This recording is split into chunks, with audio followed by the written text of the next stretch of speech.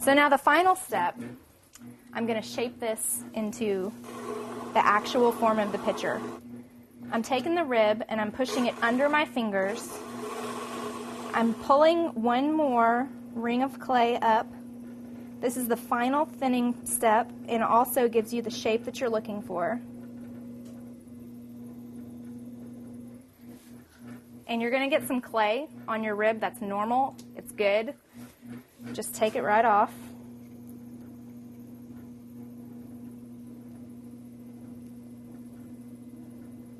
So that's almost the shape that I'm looking for. I'm going to do one more time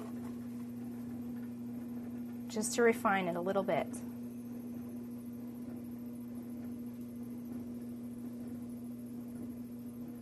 So there we go. And I'll undercut that piece as well. You always want to undercut your piece before you take it off the wheel.